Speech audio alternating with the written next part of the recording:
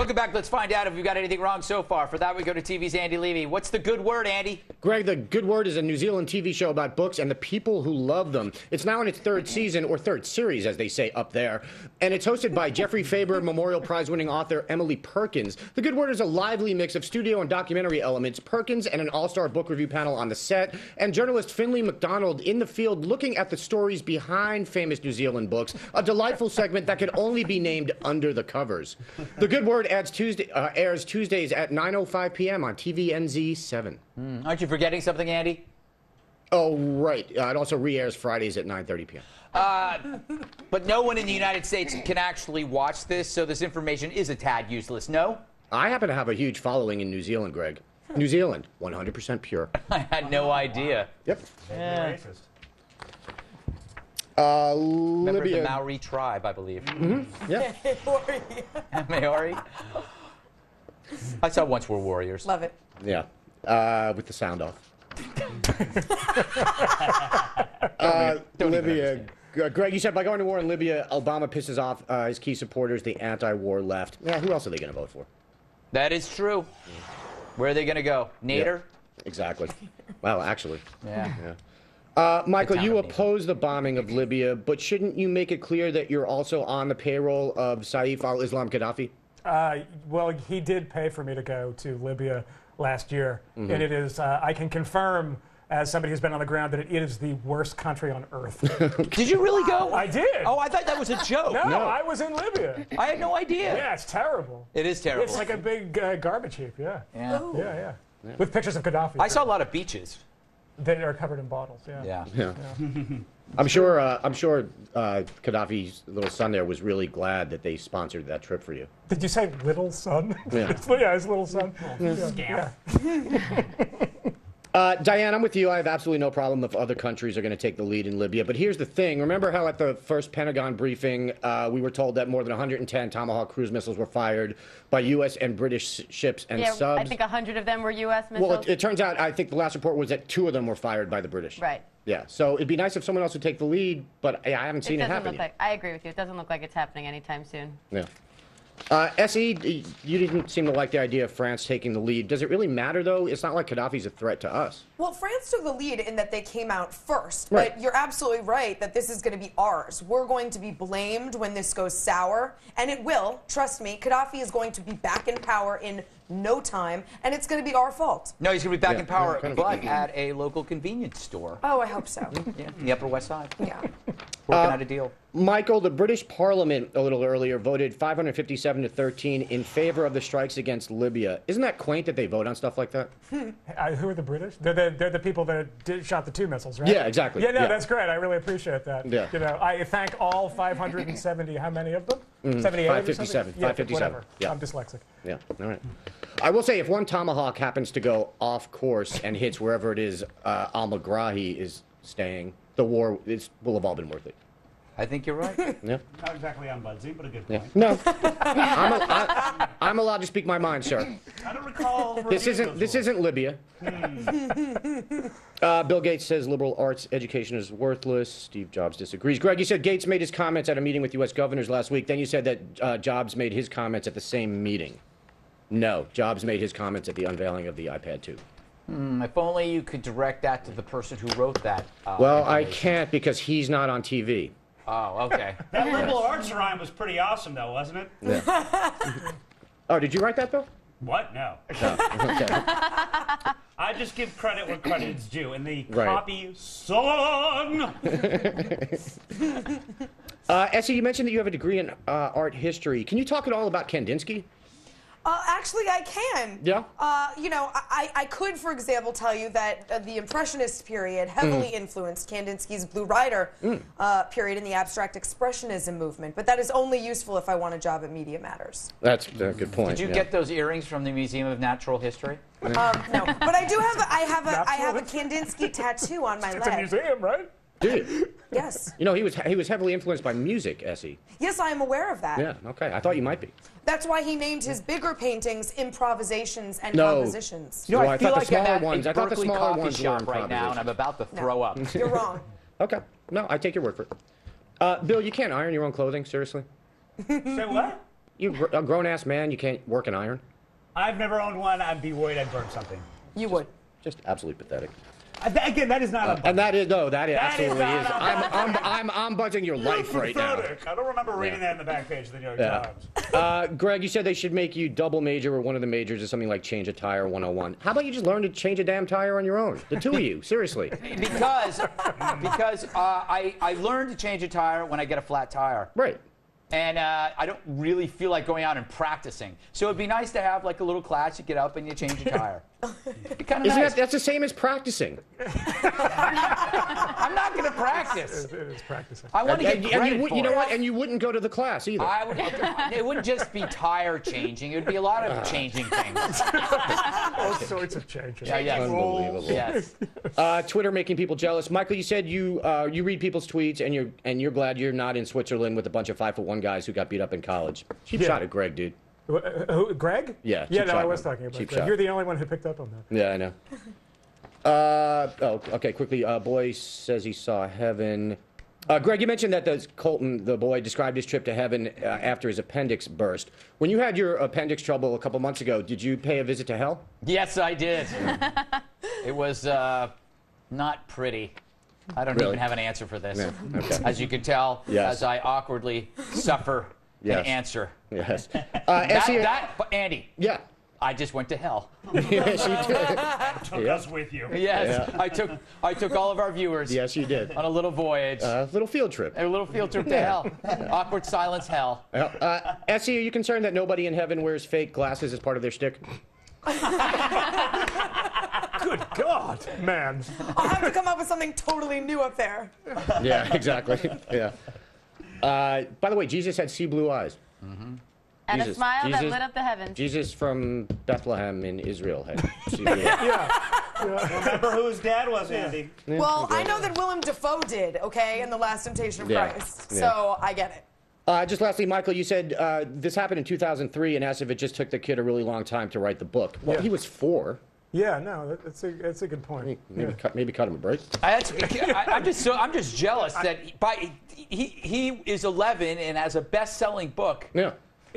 Yeah. Yeah. Well, In nonfiction, I'm too. not going to say he had a ghostwriter, but he might have had an angel writer.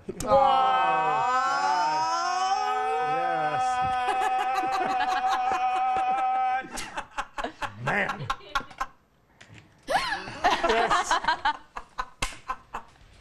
Coming up, what's up with sunroofs? Up next, we discuss Essie Cupp's new book, Sunroofs, and their malicious attack on the religious right. But first, Charlie Sheen, back in the news. Yeah, I know. We apologize in advance. He went from 2.5 men to 2.5 large. Yep, TMZ reports that Charlie Sheen will make a total of $7 million on his upcoming tour.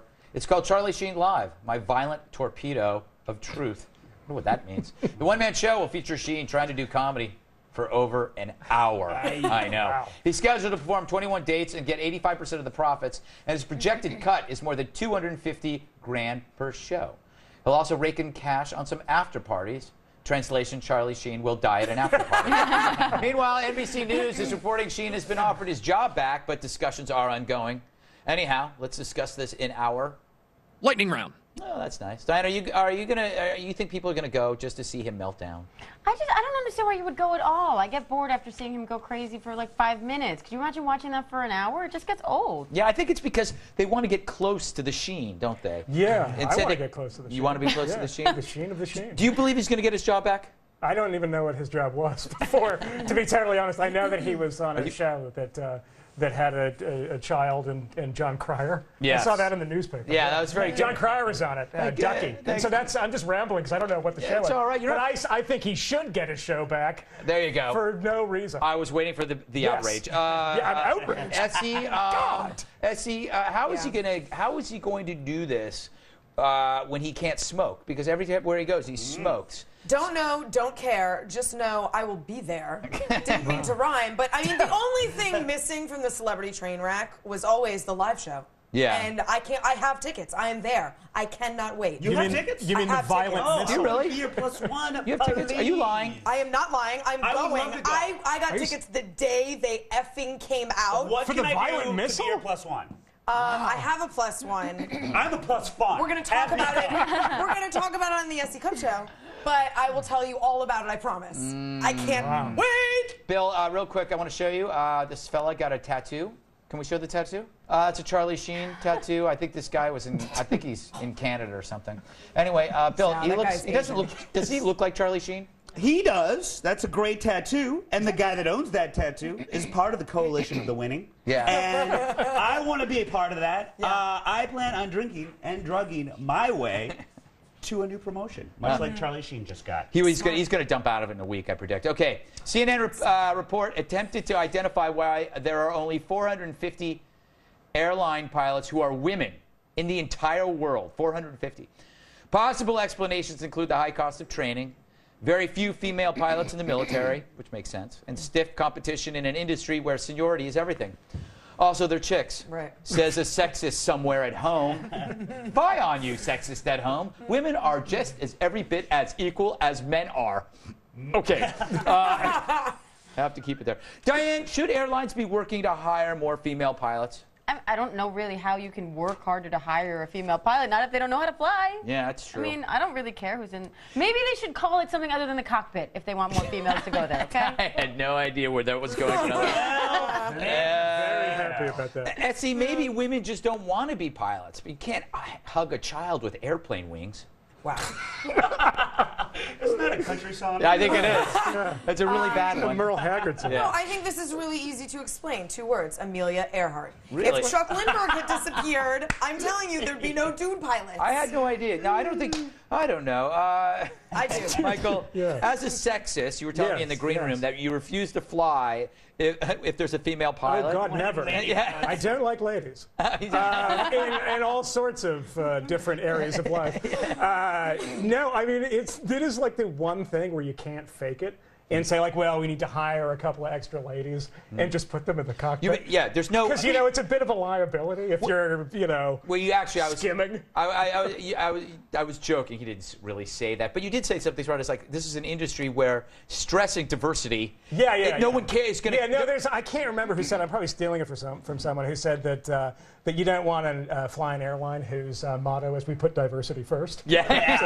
Well, I mean, I think that explains a little. It's like when they lowered the standards for like the police officer test, the fire test. I mean, I don't want someone going into a fire who didn't pass the legitimate test to be a fireman. I don't care what gender they are. And the same thing with the pilots. If you can fly a plane, go ahead and fly one. But I don't want them lowering the flight standards just to get more women in there. I think women might actually be better pilots because they're usually more careful about things, and they, you know what I mean? They're not in a hurry. Please. You've seen the way they are behind a wheel. You really want them in a cockpit? Up top. Yeah. That's Bill playing the role of a sexist. But Bill, you were actually a flight attendant in the 80s for Shaw, Sequential Hermaphrodite Airlines.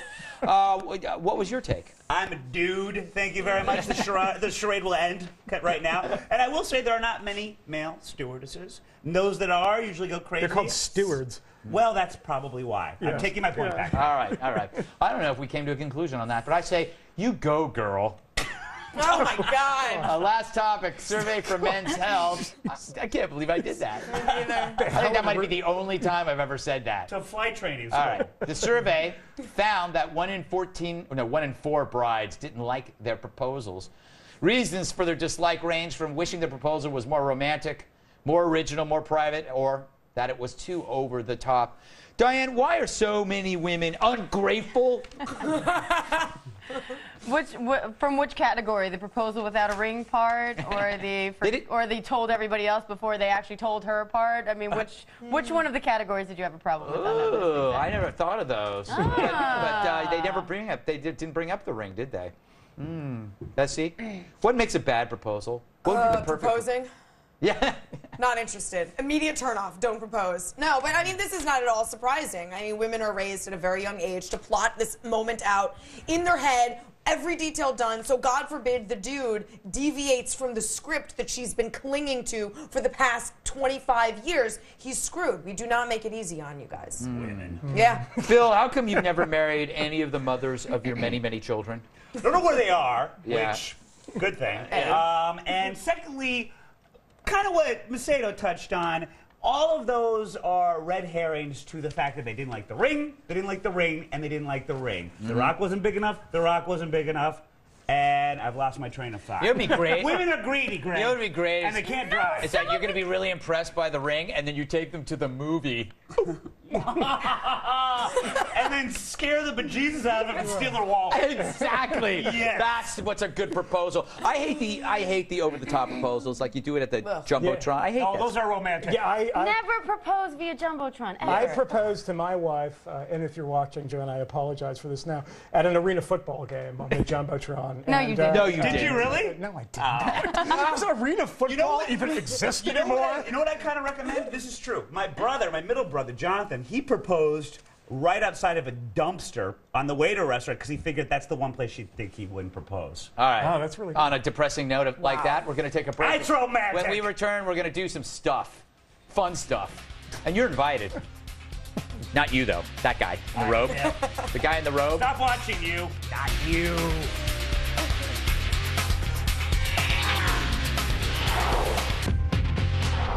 Well, unfortunately, it's back again. The rash on my upper thigh. But also a segment we call Our View on the View.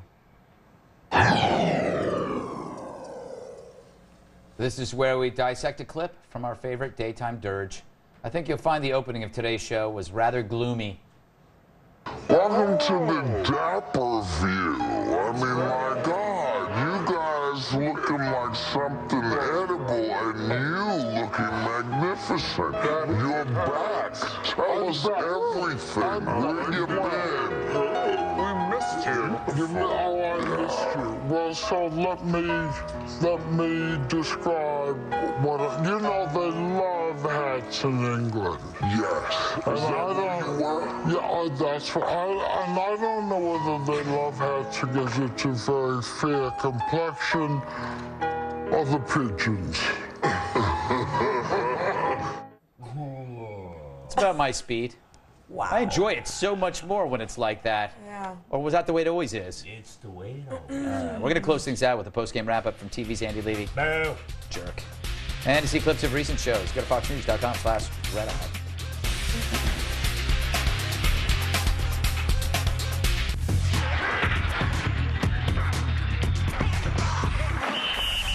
Time to go back to TV's Andy Levy for the post-game wrap-up. Thanks, Greg. SE, big plans this weekend coming up?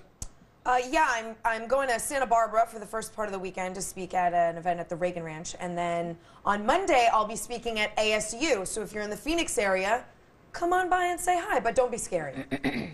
Normal. I'm not in the Phoenix area. Okay. I hope you tweet while you're there. Be normal. Oh, I will. Yeah. You know I will. Let us know how the flights go. Yeah. Yeah. Mention your business. Hey, Michael, how come every single Scandinavian crime writer like Stieg Larsson or Stieg Larsson are communists? Because everyone in Sweden is a communist.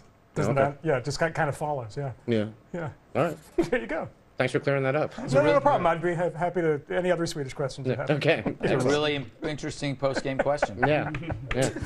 Diane, what's your latest story over at foxnews.com? Got one. I think it's going up tomorrow on Japanese adoptions amid the whole disaster. Turns out foreigners looking to adopt orphans need not apply. Wow. Check it out. Excellent. Bill, how was the zoo? Wasn't so great. Turns out animals are kind of wusses, and even though it was a balmy 50 degrees, half of the cages were empty. Is Really? it just me, Andrew, Elizabeth Levy, or are they not covered in fur? You know what? That's why they're going extinct. Thank you. They can't do it. You know, actually, it's interesting you mentioned that. The only guy that was entertaining was the very endangered polar bear. He was throwing a ball around, No, out and out. I don't think you were at the zoo. You were at Manhattan Mini Storage. Oh! Yeah. No wonder I saw so many folded clothes. They're really nearby. And I made the same mistake with my mom.